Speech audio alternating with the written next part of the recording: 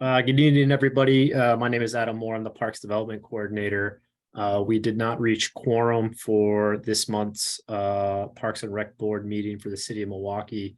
So we're going to record these park concepts for others to watch in the future and just get unofficial feedback from our PARB members who are here. Can everyone see my screen? Not yet. There we go.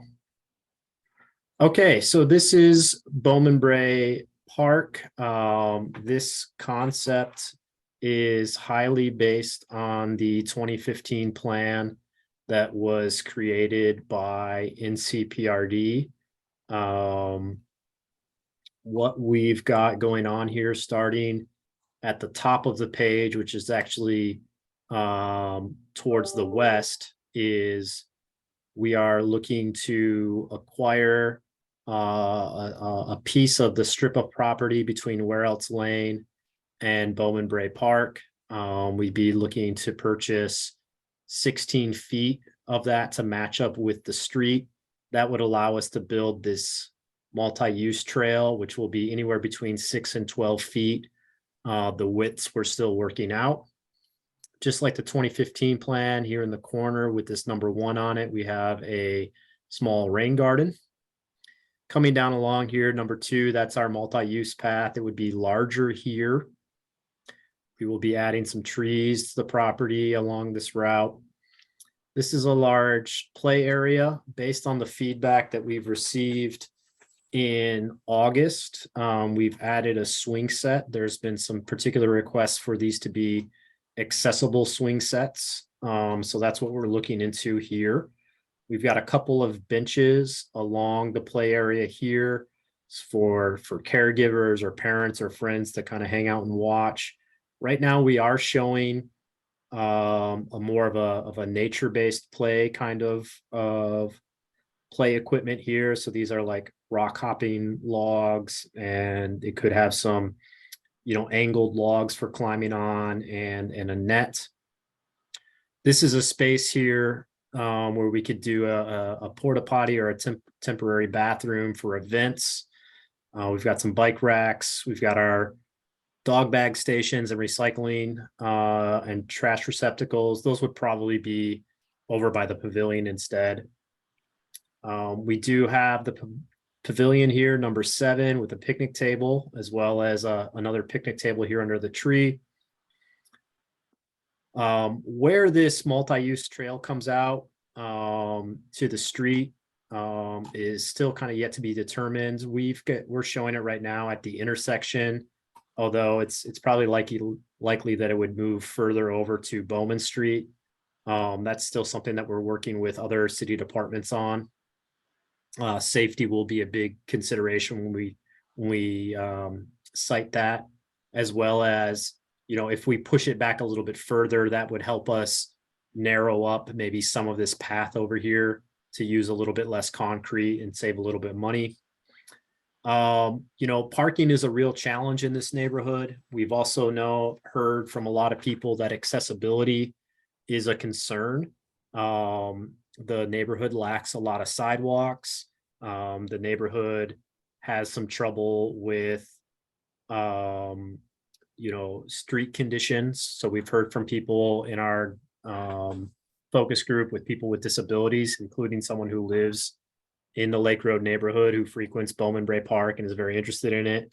Their concern is that without a place for somebody with disabilities to park and access the park, that they might not be able to use it because of the lack of sidewalks and street conditions. So we've added in what we're calling a drop-off area until we can ensure that we can make this a full ADA spot. So as I mentioned, the pavilion is still there. One of the things that we showed just on Monday was potentially changing this north side of the park, the perimeter pathway that goes around here. We're looking for feedback on this from the community about perhaps changing this to a gravel path. And there would be a bench here. We've got a play log here in the corner that could be used as a bench too, right next to a pollinator garden. So this would be planted in a way to attract, butterflies and hummingbirds and other pollinators here. The feedback that we're hearing from the community right now is that they would like to see this stay as a concrete path to ensure better accessibility. That would mean that we would probably need to narrow this pathway through here a little bit um, because the budget is very, very tight on this concept. One thing I also want to mention is that we have, it kind of looks like a dotted line here on the north side of the multi-use trail here, and then again on the south side of the multi-use path here. So that is a fence, maybe like a split rail fence or a cable fence, and that's designed here to keep children in the play area and bicycles out of the play area, and then over here to keep cars out of the park and the bicyclists out of the street here. Just a little bit of traffic control, and then we have just some park signs. We also have a park sign up here. One of the things that we've talked a lot about with Bowman-Brae Park and all of our parks is that we want to be good neighbors to everyone. And so that means that privacy fencing or vegetation or trees used to create some screening between us and the neighbors, the park and the neighbors, and vice versa, is something that we're looking into. Right now, that's just kind of shown as this darker green area, but there would be a mix of trees and shrubs and seed for everyone there. And so as I mentioned, this is a pretty simple park. Bowman-Brae is a park that is pretty difficult to get to. And it is rather small. And so putting in amenities that would make it kind of a destination park don't really make a whole lot of sense. The way I like to be thinking about Bowman-Brae Park is as not necessarily a destination park, but like an oasis park. So we have this connection that we're putting in here, this multi-use trail that connects the east side of the Lake Road neighborhood with the west side of the Lake Road neighborhood. And this is like a really great spot where people can kind of take a little bit of respite on that walk through the neighborhood or that bike ride through the neighborhood. Obviously it's a destination in the fact that it has like a playground or maybe a nice place in the upper corner here around the pollinator garden for people to kind of hang out near that area. But things like a splash pad or a skate park or something really flashy probably doesn't make a whole lot of sense here given its location. And so this is the design that we've come up with. It's very similar to 2015, and I think that really speaks to the work that was done by NCPRD in the community back 7 years ago to put this together. And so that's all I've got to present. If anyone has any comments or questions on this, I'd love to hear what you think. Go ahead, Gary, and you can just jump in here whenever. Yeah, okay, yeah, thank you. Yeah, the biggest thing I heard at the meeting that you did the other day about the park was some people were thinking maybe the trees shouldn't be on the north side, they should be on the south side. Yeah, 100%. We have already talked as a project team about the need for maybe relocating these trees or perhaps adding some additional trees. We saw, when we tried to do the open house and then when we did the open house, how much shade is needed. One of the other comments that came up at the meeting was, hey, why are you having a pavilion or a picnic shelter here in the park? And the way I think about it, it's not just about the rain. Of course, it does rain here quite a bit, and so creating an outdoor gathering space for people seems like it needs to have a roof, but also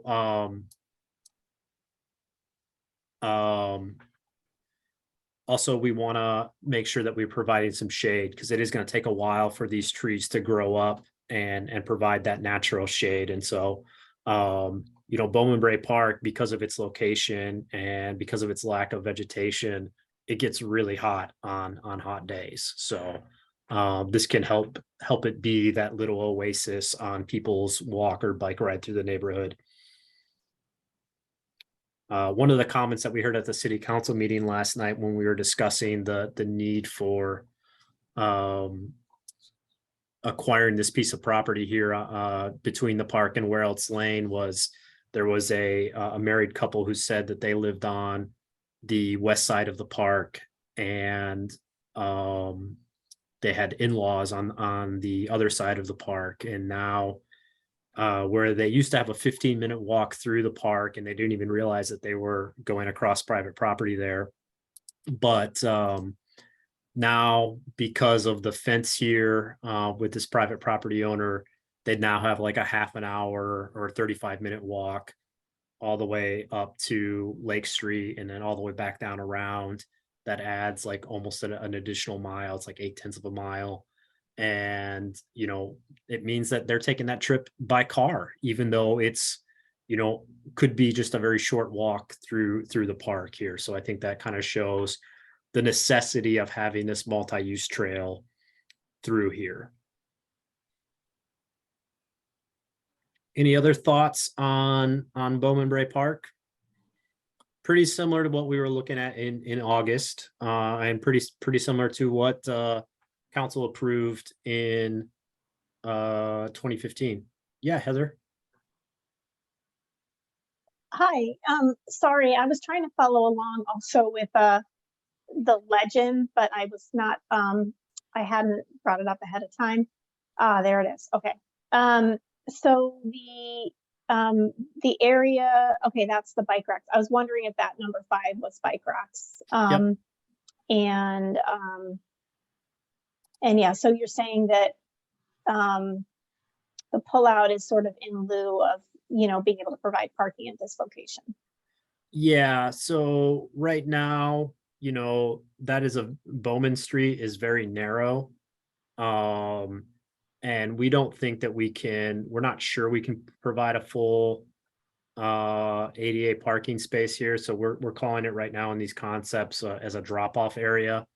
It's fairly similar to what is in front of Wichita Park is kind of what we're thinking, where you don't really have a full parking space, but people can pull over, and that will allow traffic on that residential street to get by, and still give some, you know, on-street parking a little bit of extra room is kind of what we're envisioning here.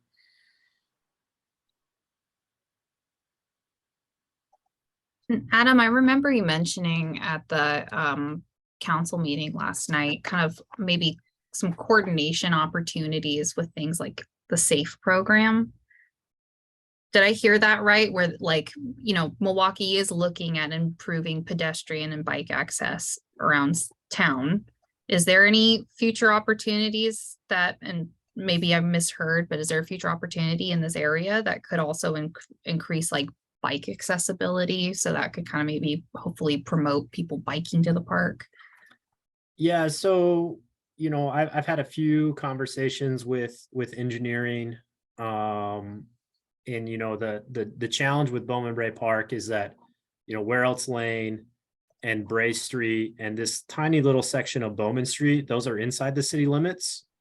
Whereas to the west of the park, I'm sorry, to the east of the park, a lot of those streets are still in unincorporated Clackamas County. So we don't have a lot of control over those areas. We've forwarding on feedback to Clackamas County transportation folks. But on Brae Street and Where Else Lane, there are some opportunities for repaving.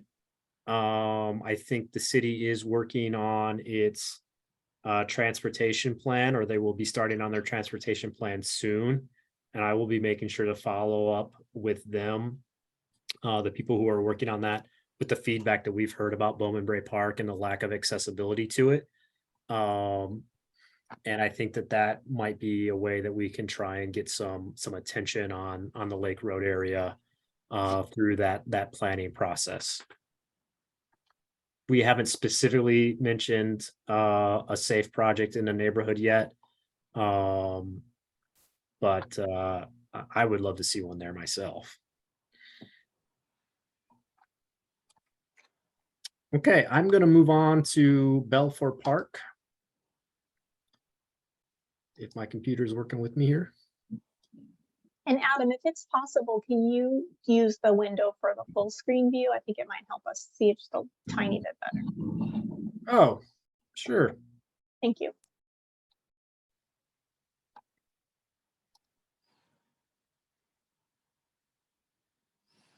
Okay, I'm gonna keep it zoomed in here and just scroll a little bit and then I'll zoom out. Is this much better or is this better? Looks great.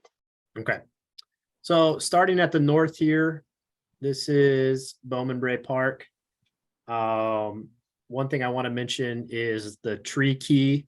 So when you see these dark outlined tree areas like this is where we'd be adding new trees.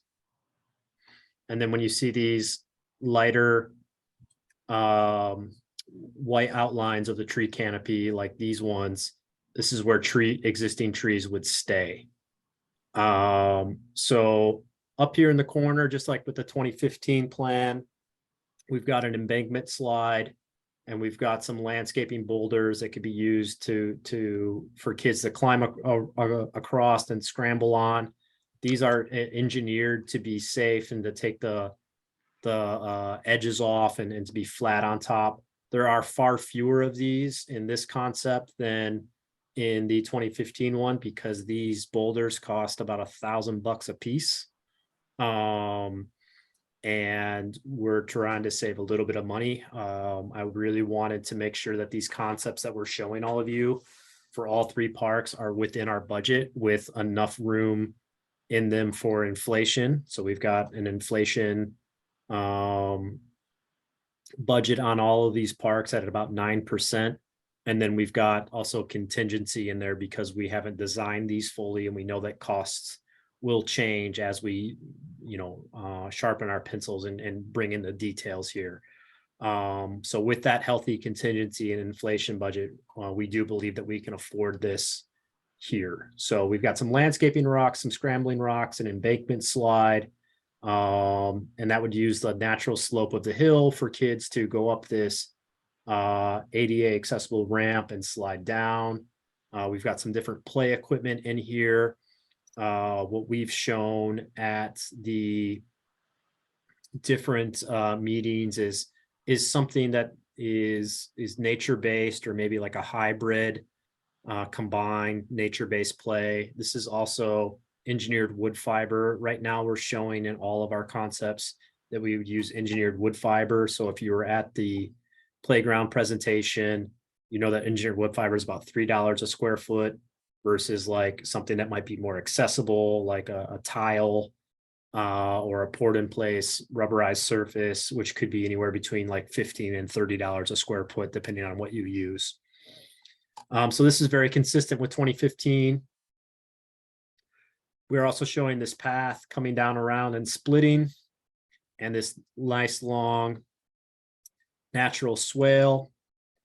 One change from 2015 is while we still will have the open lawn here, we are proposing, because of all of the feedback that we received in July, that we would keep these trees here. So this is the big apple tree that everyone mentions in July that everyone seems to love. Now we would need to trim those up to open up the sight lines and improve the health of the tree. Now these trees haven't been trimmed a whole lot over the years. And so we would need to follow the advice of our arborist and our urban forester, because sometimes when you have a tree that hasn't been trimmed a lot and it needs a lot of trimming, that can affect the health of the tree. So we'll be paying pretty close attention to that with these existing trees in Balfour Park. And I will say that the one caveat, in addition to the health of the tree, that we want to consider is safety. So we do have like an initial review of these trees by the project arborist. but we don't have a full report on this. And so if one of these trees does seem like it's going to be a safety risk because it's located in an active play area in a park, as opposed to like more of a natural area, we might need to consider removing it. We would, of course, always work with, Natalie and her team, as well as within the public tree code. But right now, we think that we can keep these trees in here with like a little bit of maintenance to open up sight lines and prevent people from like, bonking their heads on branches. Then what we've done is we've added in a few benches here and picnic tables. We've added a few rocks for, a shortcut for kids to hop across this vegetated swale. In July, we heard quite a bit about community and having community gathering space. And we know that the neighborhood association does a concert series in the park. And what we've seen from other neighborhood parks where the neighborhood does a concert series is they use a picnic shelter for their stage. And so what we're proposing here is that we would move the community garden here to the southwest corner of the park. We do believe that we are going to get enough sunlight underneath this large tree here because of the southern exposure. There would be a fence around that. And then that would allow us to put a small picnic shelter here in the center of the park. It would have electricity access and could double as their stage. So you could have, some musicians here performing out to this open lawn area. And then one of the features that was in the neighborhood plan prior to the 2015 plan, so the neighborhood got together and they worked with a landscape architect after, doing a lot of planning themselves, and they had a water table in that plan. And we think because of the budget that we were able to put together with this ARPA funding, that we are going to be able to put in a small water feature here. And I can show you a picture of this a little bit later, but what this is on one side, you would have this channel with a hand operated pump. A person can pump up the water out of a reservoir. It would fill this channel, which is at an angle. And so it's at different heights. And so if you're at a seated position or you're shorter, you're in a wheelchair, you could use the lower end, or if you're taller, you could use the higher end. And then down here at the bottom, there's a gate that you can open up and the water spills out and it would splash onto this kind of aggregate stone catch basin. And we're not really showing those details in here, but it would work its way into this natural swale here. Part of the reason why we've got this up front and the community garden up front is those will require access to water. And since we heard so much about protecting the trees, and since we, the city, want to protect the trees as well, digging a trench and putting some underground water pipes from the street would definitely damage those tree roots. And so keeping this water feature up here close to the street where there isn't an existing tree, the same thing for this community garden, that would allow us to have water access there without doing as much trenching. We'd have a lot less piping, and that would cut down on the cost significantly. We do have a park sign here. We have some bike racks here. That might not be the final location of the bike racks. Personally, I don't know if that's the best area for them, but this is where we're showing them now. And then right here where you see this dotted line, this is a fence, probably a cable fence, not too dissimilar from what's there. And then we are showing a sidewalk, some right-of-way improvements here, potentially some additional trees and another drop-off area. Balfour Street is nice and wide, so this could probably be a full parking space. One thing that we mentioned at the meeting last Thursday is that the city does have a safe routes program for Balfour already scheduled. It's called the Ardenwald South Project. And that is to create an east-west connection for bicycling and pedestrians on Balfour Street. So we know that all of Balfour Street is going to get redesigned, repaved. It will all get new sidewalks. There'll be an additional crossing at 32nd Street, and we'll work to create a connection at 29th with the affordable housing complex there. So that all this work is going to be done in that SAFE program and paid for from a different fund, which is going to save this park project about $150,000, which is why we can afford things like this water table and this shelter. The caveat to that is that this would probably come the year after the park is built. So when we do the park, we're going to work inside of the park property itself, and the right-of-way would come afterwards.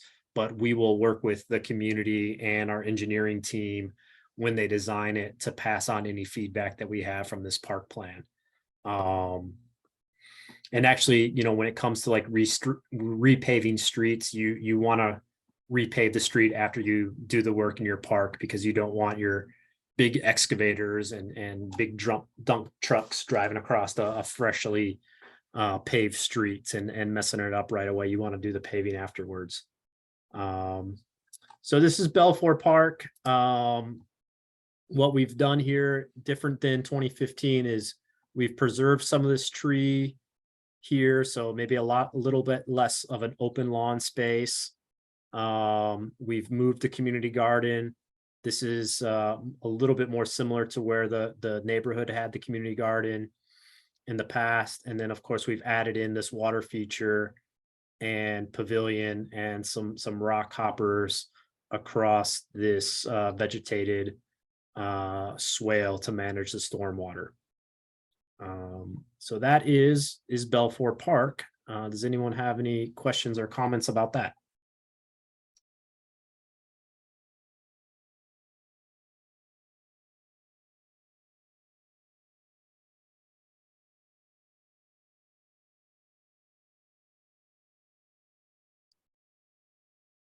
Adam's doing the teacher technique of the uncomfortable silence.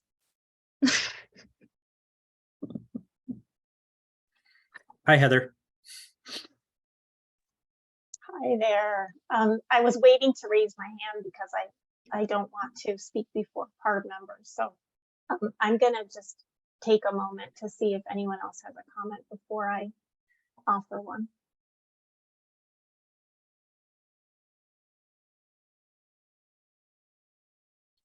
I think they're waiting for you, Heather. It must be. So first of all, I think it's just looking really good. It's super exciting. It's really exciting from a project point of view that you don't have to do the half street improvements. That's huge. I mean, it's important that they're done. It's just really nice that it doesn't have to come out of your budget. So congratulations and hallelujah.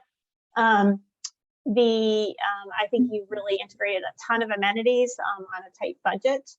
I guess I don't have a lot to add, but the one thing that I will just suggest is, you know, you may or may not be using a tactic in this project to add alternates. But if you do, it might be worth just looking at some of the pricing on doing the tiling, the play surface tiling versus the engineered wood fiber. You know, engineered wood fiber is technically ADA accessible, but it isn't great. Keeping in mind also that, you know, there's such a range of disabilities that people live with, and they're not all mobility and physically related. Yeah. So engineered wood fiber is not a problem for everyone, but it is a significant problem for some. And the play surfacing is expensive, and it's really hard to fit into a tight budget, but it might be something you want to think about, because if you're including these wonderful play features that have ADA or even potentially greater levels of access, you might be able to make them more accessible by making the surface more accessible, because you have so many other things at the park that do really work well for people. You know, you've got that nice I assume it's ADA accessible ramp, but I'm actually not sure about slope up to the embankment slide. You have nice wide pathways. You have picnic tables with visible places for wheelchairs to pick up.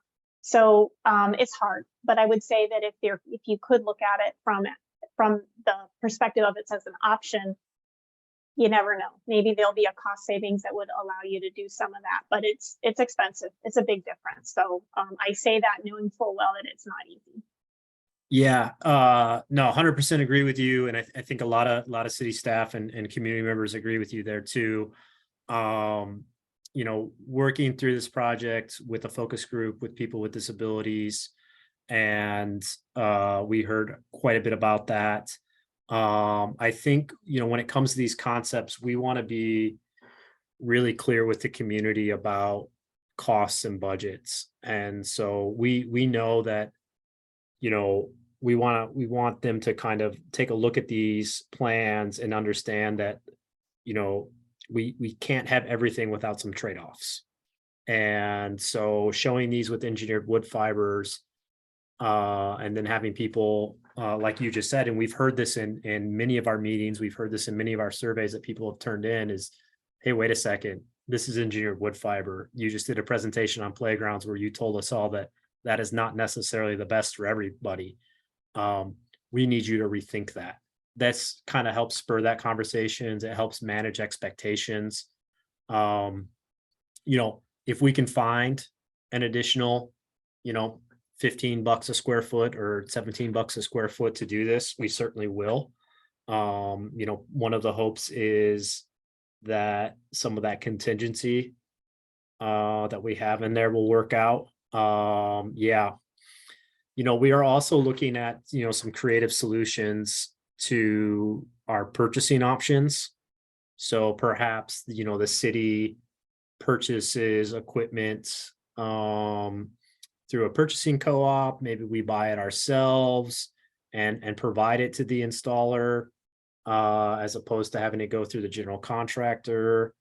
You know, we're looking at, you know, purchasing things early, you know, whatever we can do to bundle things and save a little bit, we will. And accessibility is one of those areas that we really want to push things to.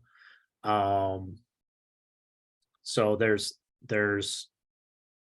hope, but there's also like the realization that, like, you know, the cost difference is really, really high there. So hi, Natalie. Hey, I was just curious because I haven't asked you recently. What coordination have you done with the Milwaukie kind of community garden group? And when we build a community garden like this, what type of commitment maybe do we ask of them, or ask of, like, is this kind of something that it's the understanding that the city might be looking at doing our own community garden program? Yeah, so what we told people at the meeting on Thursday is that, you know, we stay in NCPRD, you know, then we will need to work with NCPRD and potentially a community group to manage this community garden. If we take on this responsibility as the city, then the city will need to work with a community partner to manage this garden. Who exactly that community partner is, I'm not sure. Just down the street is the affordable housing complex. The high-rise Hillside Manor has a very large community garden that they manage themselves. They do not have enough space for all of their residents, and that was one of the reasons why this community garden was so important to the community, was that, like, not everyone in the neighborhood, particularly those people in the affordable housing complex, have the ability to have a garden. And so they wanted to make sure that they provided some in the community. So, you know, there are a lot of different groups that we could potentially work with. We don't have a partnership lined up right now. Part of it's going to kind of depend on, you know, what council decides to do with the future of Milwaukie parks. But I think that that it's pretty clear that the city will be involved and a community partner will be involved, and depending on what council decides with our relationship within CPRD, they potentially would also still stay involved. But it does sound like there's kind of an opportunity for us or city council to be able to say, hey, these are the requirements, at least, that we have when working with a community partner. Like, we'd like to prioritize certain communities, or we'd like to prioritize or do it in this way. Or is that to be determined? I think everything is to be determined right now, you know, and I think the first step was going back out to the community in July and talking more with Hillside residents. So we have been building a partnership with Clackamas County Housing Authority to reach out to all of their residents about this project in this park, because it is so close. And you know, we knew that they had expanded their community garden program, and after talking with them and seeing what they're doing there and how much their residents appreciate it, and then how much space they still need, even after they expanded it, you know, based on that and all the feedback we received in July, we wanted to first see, hey, is this community garden going to stay in the park? And it looks like, based on the feedback that we've seen and the little bit that I've seen from this engagement window, that this community garden will stay in the park. Because it does seem to be a high priority, but I'll know more about that in probably a week or so. And that's, I was gonna say, that's just my roundabout way of saying, personally, it'd be great if we could prioritize renters or folks who don't have access to their own gardens, or potentially, I know Portland has some food scarcity relief donation programs that they participate in for their community gardens. And there's a great one actually at Gabriel Park at the top of the hill. They have an awesome community garden up there. Yeah, I think that those are all the things, like, you know, once we finalize these plans and after they make it through council and we have a chance to look to see, you know, what stays in them and what doesn't, that's when we can, you know, and I don't want to make it sound like we haven't put any forethought into this, but, you know, it doesn't make sense to start reaching out for partnerships if we're not going to have them in there. And I think that this community garden space and these fruit trees in the park that the community wanted us to save and potentially add more fruit trees to, those are opportunities for us to build a partnership with the community. It just kind of makes sense to start doing that work after July or after January 6th. Hi, Virginia. I see you got your hand up. Yeah, so I think the NDA is actually looking forward to having it. They actually raise money for different things in the park.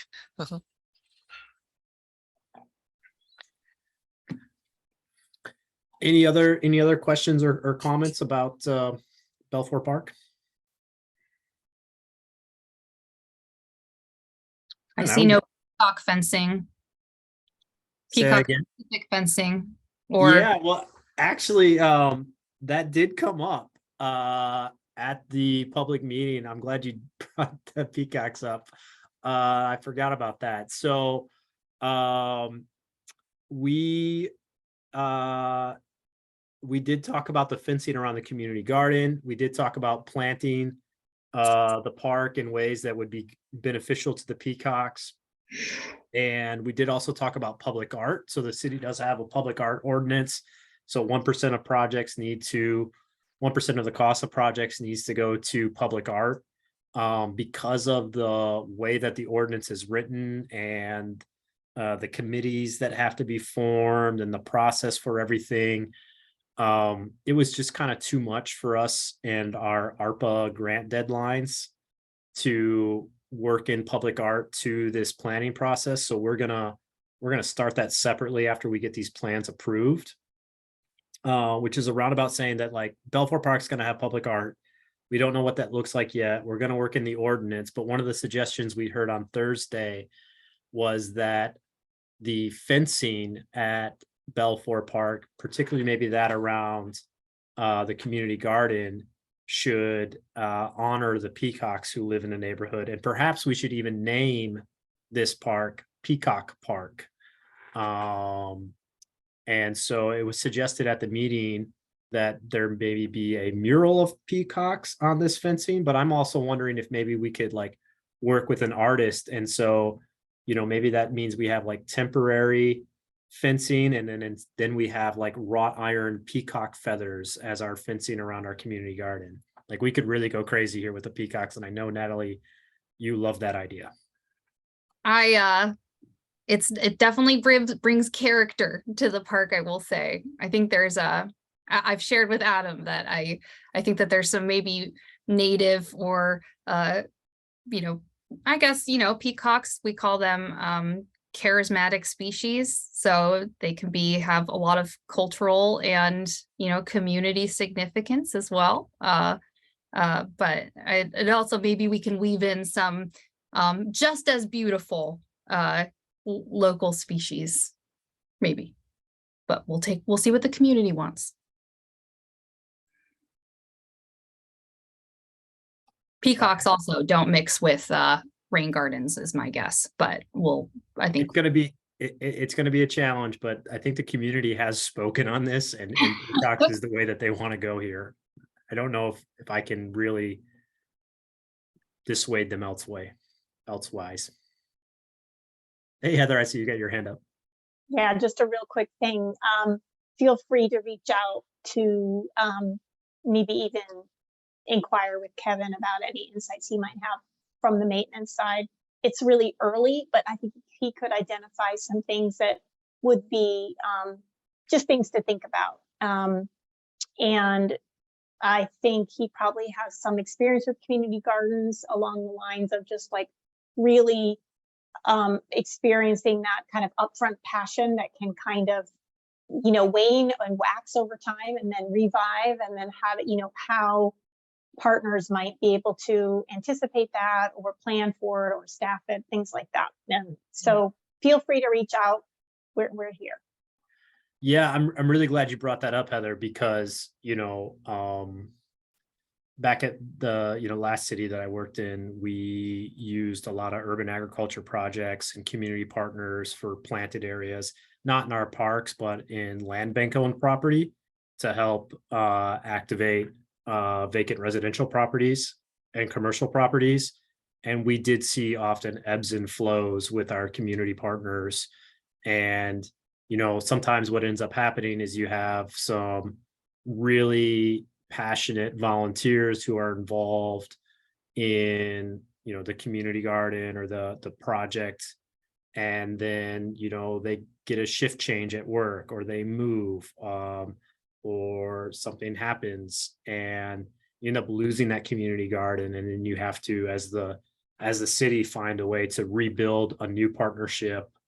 We actually got into a situation where we had some artistic planter boxes in one of the projects that my division did with the community, and we ended up having to scramble to find the funds to actually remove those planters because the partnership fell apart. Not intentionally, but life happens, and volunteers do have to walk away sometimes. And so that's a really good point to make, is that it can be difficult to rely on volunteers or nonprofit organizations because things do change over time. Mm-hmm. So I think, if I might, I know I sent you an email just chatting, and I think it would be helpful thinking about Kevin and maintenance as well, and just so folks know, there's also going to be recommendations that we'll have around things like utilities, right? So like stormwater infrastructure and small design things to make it easier for us to maintain and manage those in the most efficient way in the future. So just in case folks are, see small changes associated with something like a rain garden, it might be because we have kind of really strict standards that are set up for a particular way because it is a stormwater utility is what it feeds into. Yeah, and I think that's important to keep in mind. These are just concepts. We're taking a lot of care to manage expectations with the community on these, because we would hate to be in a position where we're showing them some really pretty pictures that we can't deliver on. But these are just concepts. We are just blocking out areas and design. The exact materials and widths, the exact equipment can change. This will go through a whole year of design and permitting, starting in December. And during that time, these will adjust and change. If we do see significant changes, we will keep PARB and the neighborhood associations informed. If we have to do additional public meetings, we will. But yeah, we're going to get feedback from everybody, from the city, from the county, from the state, from engineers, from transportation people, from the planning commission, from city council, from, there's going to be adjustments along the way. And a lot of people are going to touch these from this kind of conceptual plan until they get into a final design. Very good reminder. Thank you, Natalie. So this is concept number 1 for Scott Park. And I've got it zoomed in here just a little bit here, but so this is the library building here. This is the library parking lot. These are the condos and apartments across the street. This is the Nautilus building and the ponds. So just zooming in here just a little bit here. So starting here at the library parking lot, we do expect that we would work in a ADA parking space here. That's a little bit challenging given the way that the sidewalk and the parking lot was designed. We're not showing this on here, but we do want to make sure that while the library has parking for disabled people, it is close to the entrance of the library, as it should be. And we want to make sure that there's one located in front of the park as well. And so we're going to be working with our facilities department and the rest of our team to figure out where to put that in there. But just like in the concept that we looked at in August, we are showing, actually, you know what? I'm going to back up here a little bit. Excuse me. I'm going to start here instead. So this is one of the slides that we showed at the public meeting a couple Thursdays ago. And where we're at in the project right now is we had 2 concepts that we shared with the community in August. We got a whole bunch of feedback on that, and we're working on combining those into one.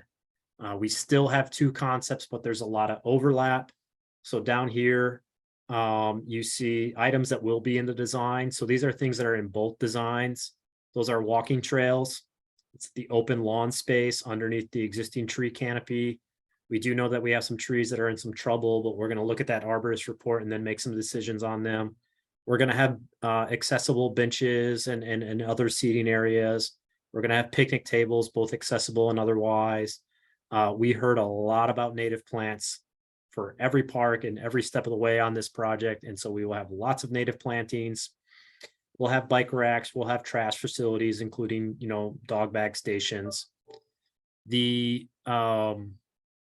items that we're looking for people to give us a lot of feedback on, which exist in one of the 2 concepts, are, should we have a more traditional consolidated playground?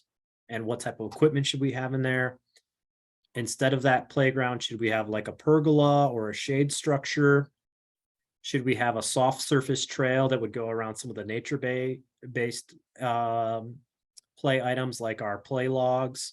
What about rock steppers? Should we have those?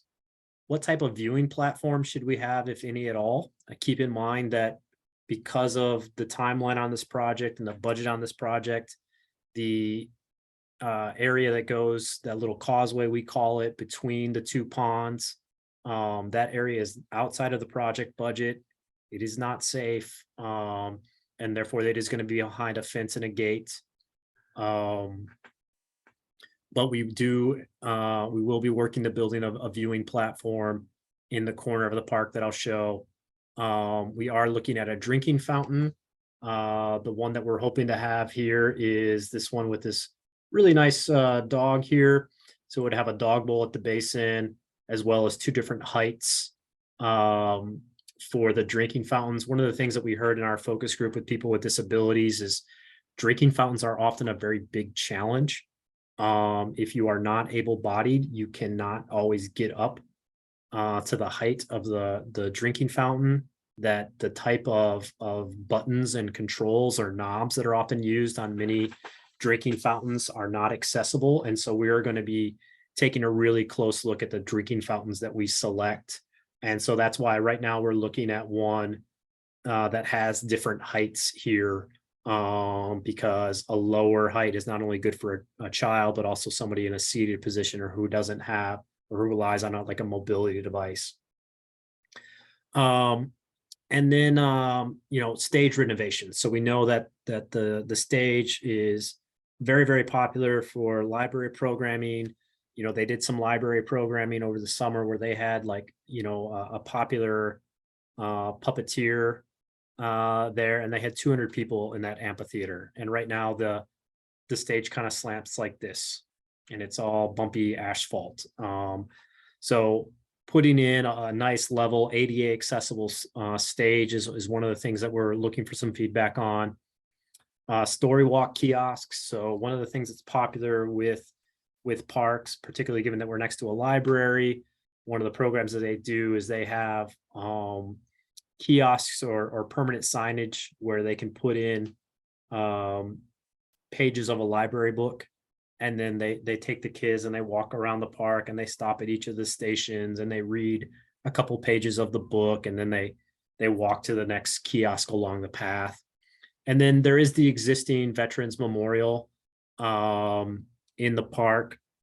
We've been working with a number of veterans groups about that. We have found a way to make the stage accessible going around the back side of the memorial. So we're not going to need to move it or adjust it. We are going to be able to keep those magnolia trees that are behind there that people really seem to love.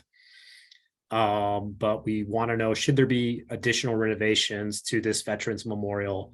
Some of the veterans groups are interested in like a hometown heroes type of project.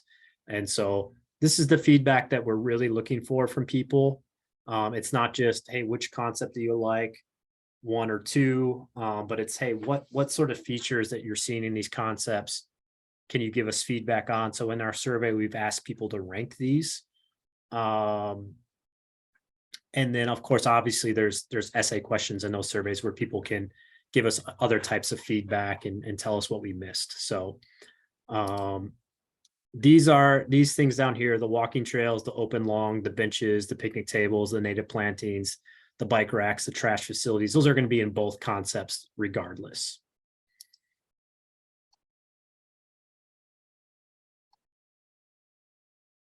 Here we go.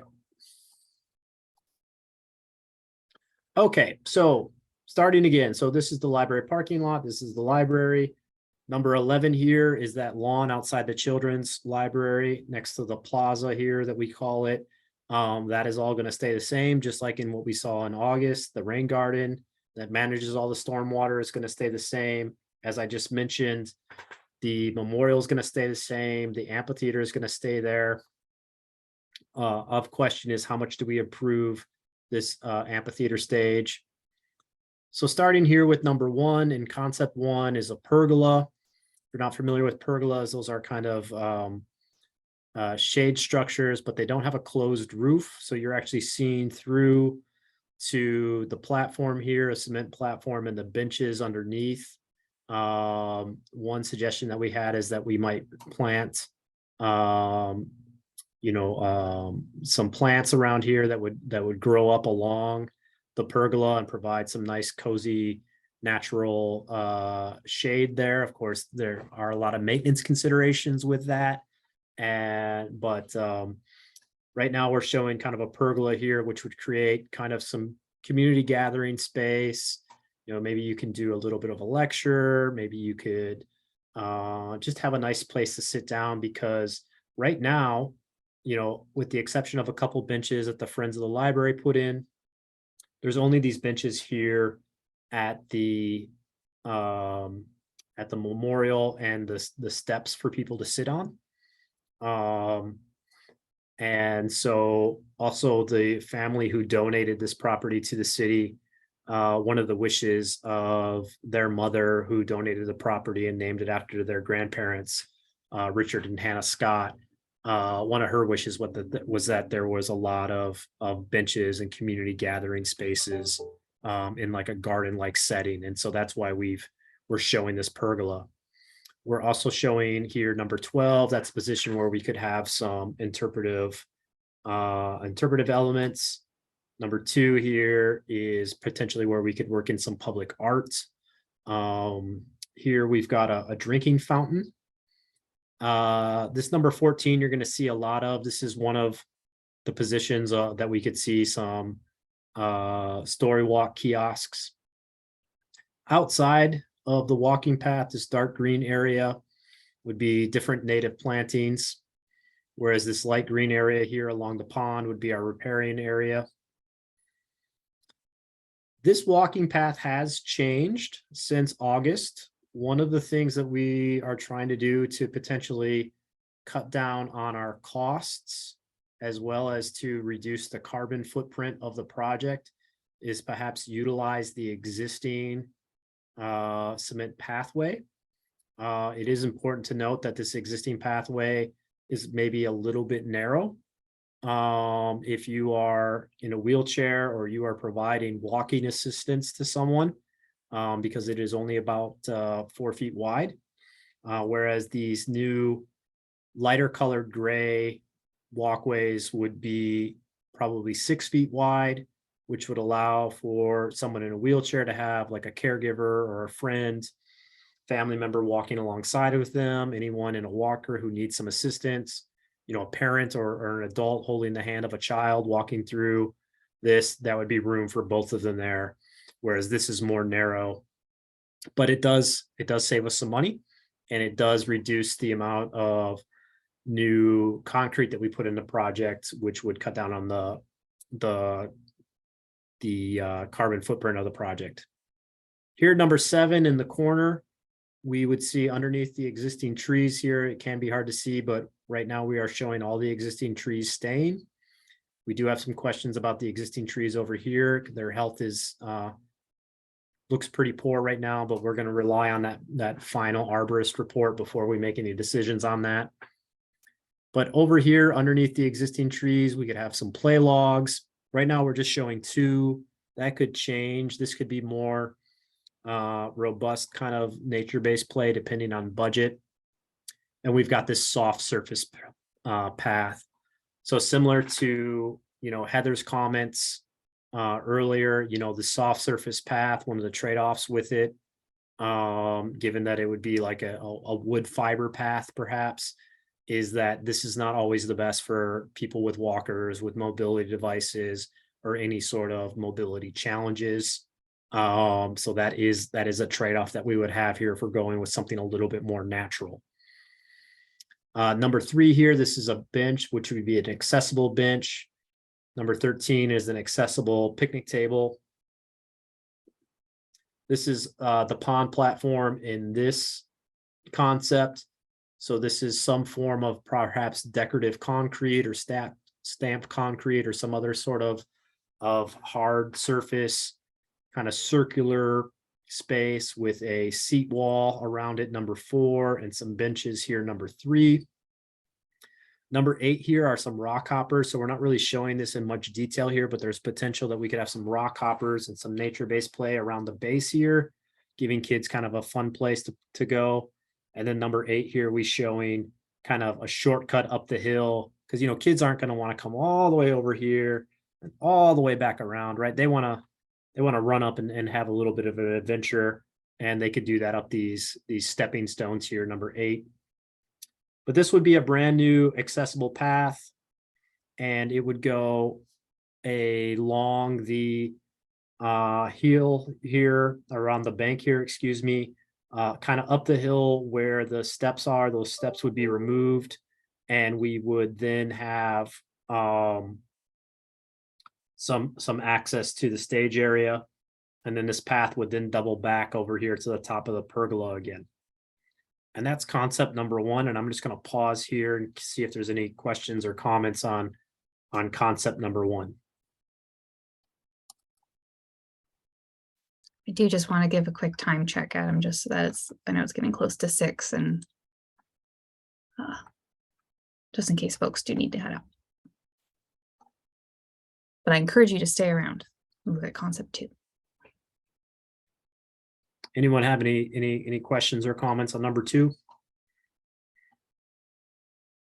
On number 1, I guess this is. Hi, Heather. Hi.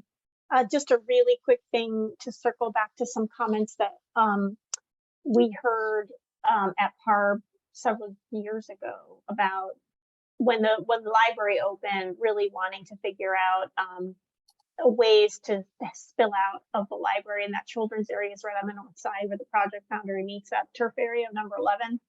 So one thing that Kelly and I discussed on site once was just what we would do in that area. We didn't solve anything, but I think at one point I was thinking of, there are those small trees there.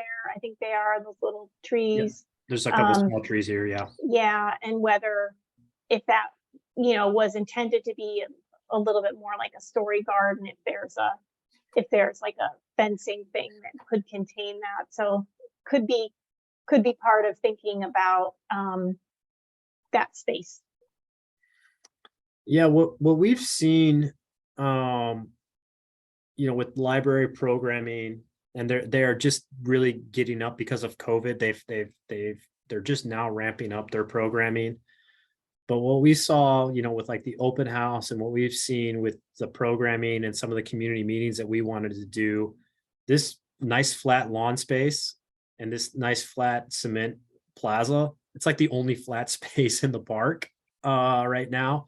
And it makes so if you're going to have like tents and tables for food or events, this space here, number 11, is really useful for all of that. And we saw that not only with our open house, but with our August meeting. We utilized both the community room, and then we came outside for the second half of it, and we hung out here with tables set up and our board set up here in this library space here. And it worked really, really well for that. So, I could see a lot of,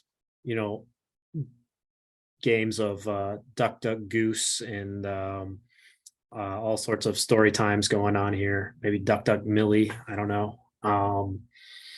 But yeah, this space here is kind of a big question. I think if the children's library was a little bit different and had a little bit more access in and out of the building, we would maybe look at using this differently.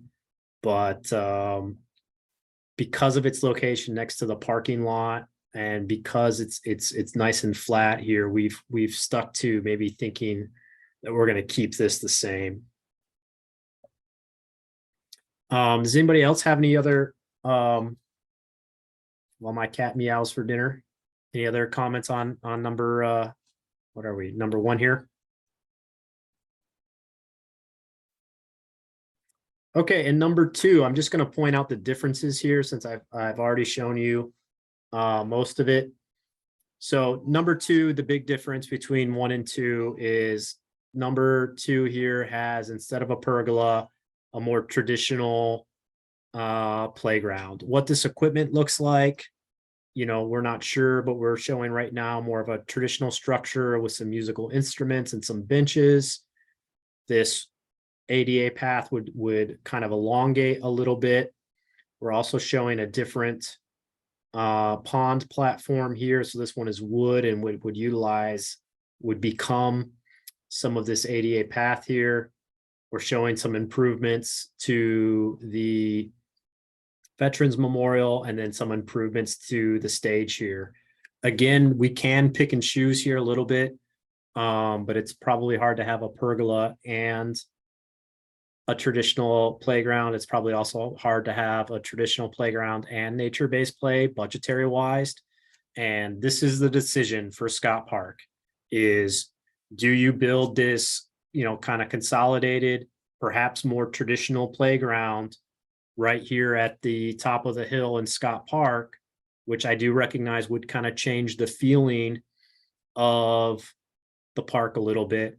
But also, as we just talked about, there's a whole lot of kids that use that library, right? And we've always kind of talked about it as a project team is no matter what we put in to Scott Park. Scott Park is already a destination park because the Leading Library is a destination library.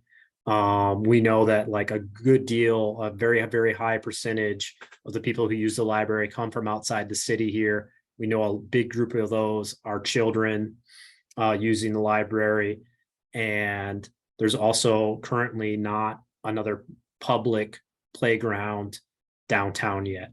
You know, the city has some plans for Dogwood Park, Milwaukie Bay Park, depending on what happens there, has a really great playground in the design, but this could be the only playground that's fully accessible as a park.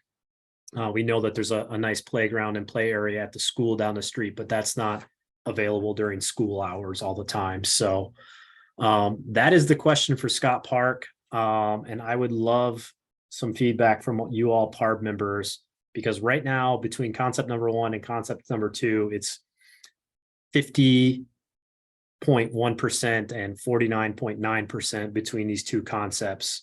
And I'd love to hear what you're saying, what you've got to say here.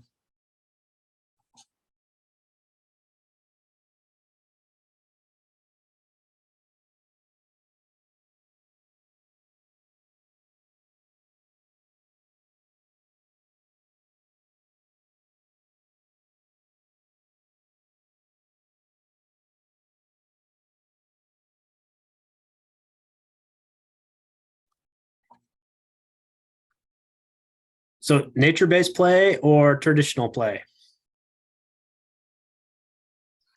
Nature. Okay, so now what about though the fact that nature-based play might not be as long lasting, or that nature-based play might not be as accessible? Ooh. I like the Turns. traditional. Yeah. Yeah.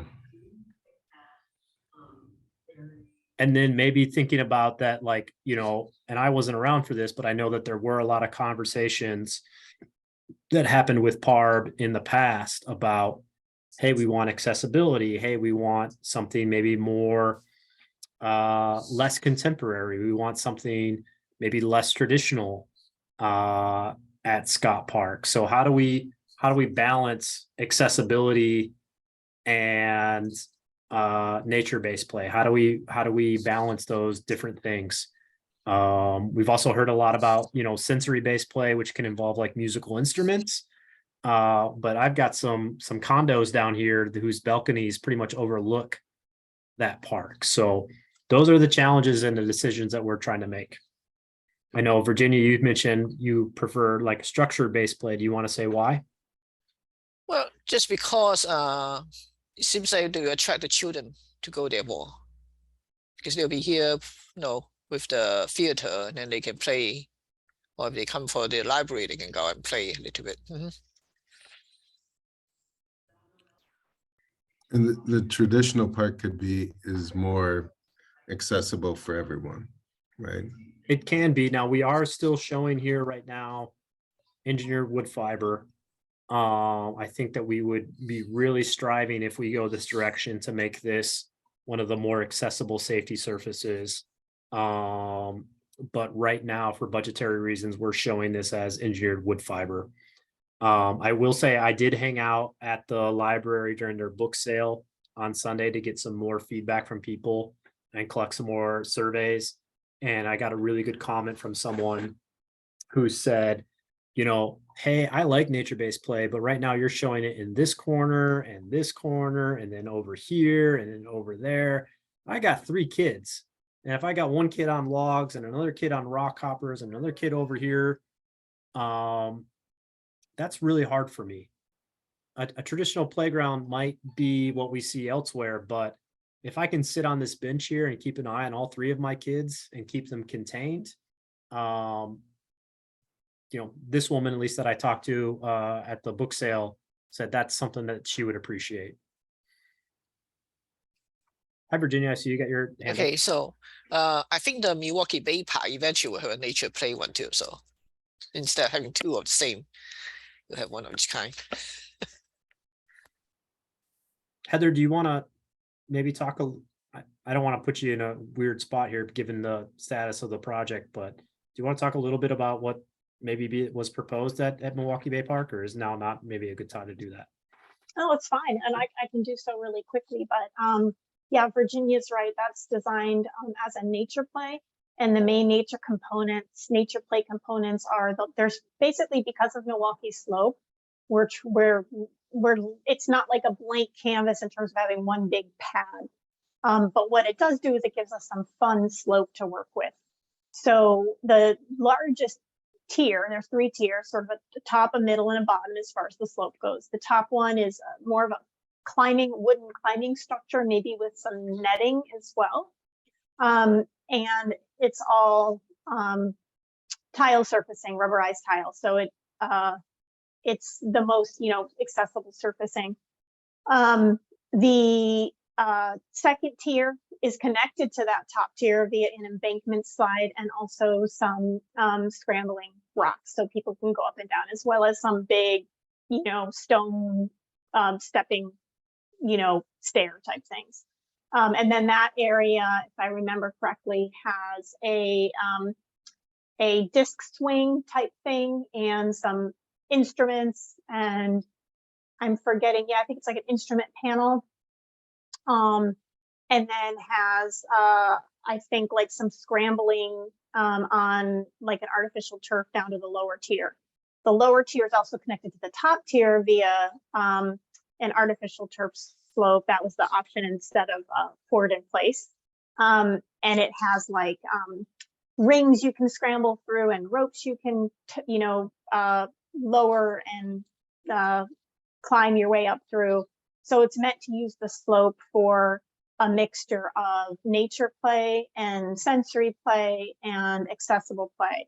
So the whole thing isn't universally accessible, but currently we have a spinner at the bottom, which is like the one recently installed at Gabriel Park, which is an at-grade entry. Each one of those things, which you can appreciate in developing all these designs, is what's hard to visualize when you're just looking at the plans, is each piece of equipment has to have its own fall zone, right? So you have, you kind of get these elements that if you have a small area, you can put like one thing and that's it. So at the bottom, there's a spinner, but then there's a fun slope to play on. And yeah, just trying to utilize the slope and as a fun thing while also providing elements that are more accessible. So I hope that answers the question about what's proposed there. Yeah. So, so a lot of fun things going on with parks. And we know that we've heard a lot about a lot of the concepts that you mentioned. Just to give another plug for anybody watching this recording later on, if you're interested in the difference between nature-based play or sensory-based play, or you want to learn a little bit more about safety surfacing or safety considerations, check out the presentation that we put together. It's recorded and on the city's YouTube video and on the city's website there. And you can check out the presentation that we put together, which is designed to help provide a little bit of base level of knowledge on these different playground design features and concepts that we hear a lot about. So I'm just going to make a little plug here. We've got less than 6 hours left to have folks fill out these surveys for Scott Park. We're looking for people to tell us which concept they prefer. And then there's a little essay question here where they can tell us why they prefer that concept. As I mentioned, right now, this is pretty darn close to 50-50. Then we're asking people to rank from 1 to 10, 1 being the highest, 10 being the lowest, which of these features they like the best. And then we're asking people to tell us what they don't like about the concept that they chose, and then what else we should consider. And then if they would like, they can put in their contact information and get an email from me inviting them to give me a phone call or set up for a time for us to chat about their feedback here.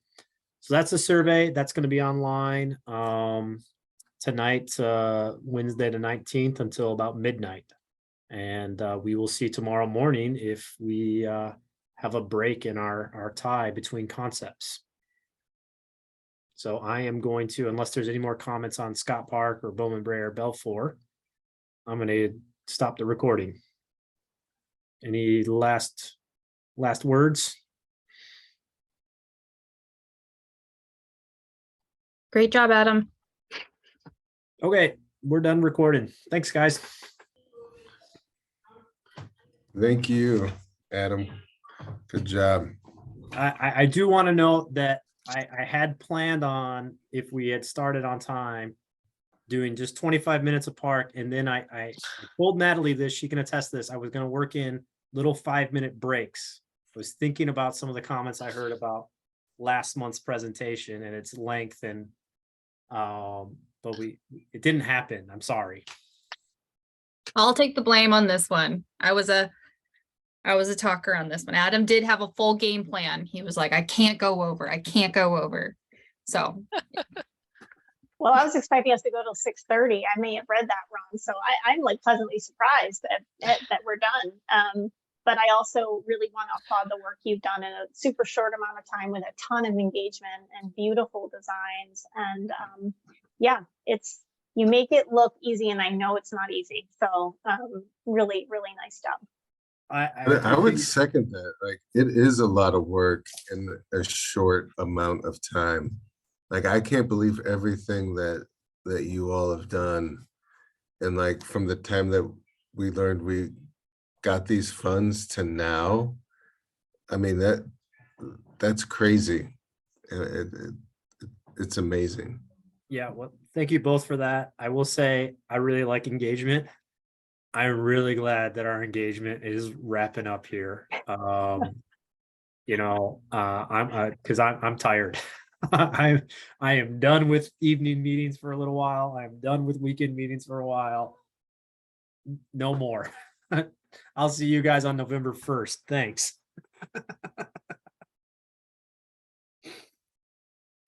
But no, I do appreciate that. You know, we've got a really good support team here, and I know a lot of you have made it to a lot of our meetings and contributed a lot of information.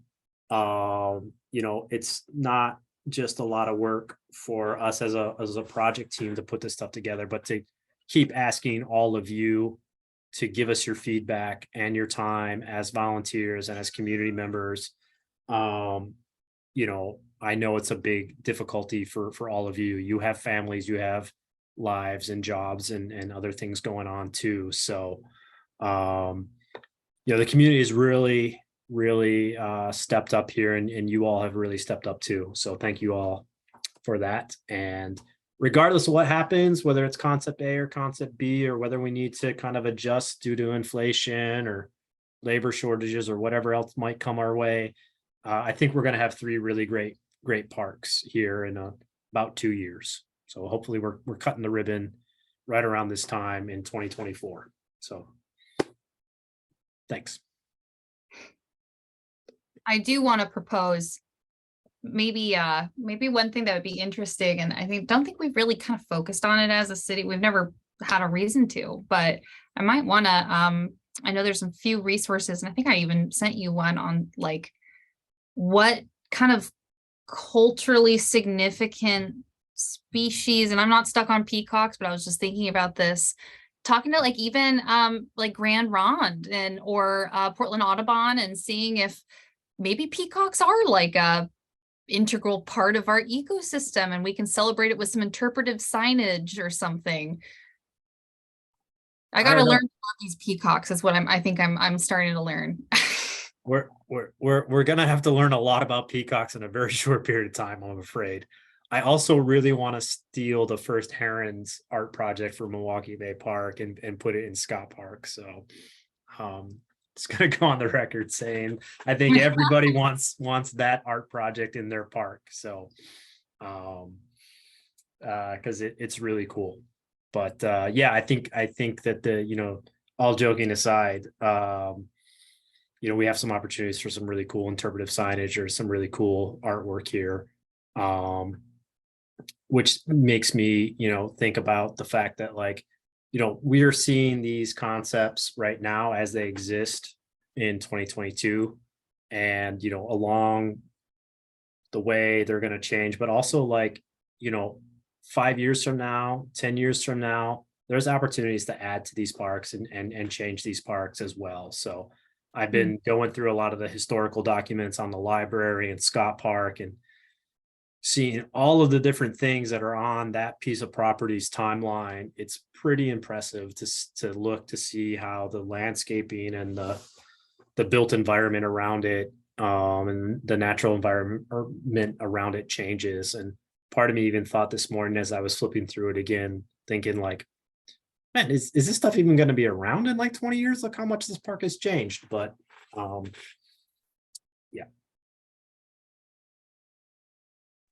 I was especially thinking that, Adam, where you're having people decide, like, do they want this or that? And the answer is yes. Like, they don't want to decide, they just want it all, which is totally demonstrative of the passion people have for their parks. Yeah, but I think you're right that, like even something like the nature play area, or I know a sensory garden was mentioned, a couple years ago as something that might be nice for the library patrons or the kids. Like the design, neither design that you show right now for Scott Park excludes those possibilities. And they are things that could be done later without a ton of extra grading or things that, it doesn't preclude things. Yeah. So you can probably take some comfort in that.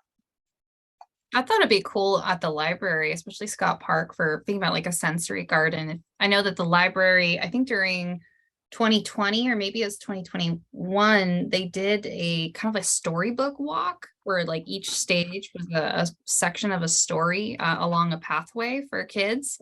And I thought it'd be cool, even if it was kind of a booked themed planting, kind of take a species that's highlighted in a story and include an excerpt from that story and kind of a coordinated planting. I thought that would be a cool kind of way to tie in things like literature and nature, and it could be like a story from like a local, like the Grand, I keep bringing up Grand Ron. The Grand Ron could have an oral story that they wanted to share, or there could be kind of something else that was, I don't want to think of Secret Garden because I don't even remember the plants highlighted in that, and that's not necessarily I guess it could be, I don't know, depending on how you interpret that story, it could be a good one you want to be in that garden. But yeah, that would be an interesting idea to think about.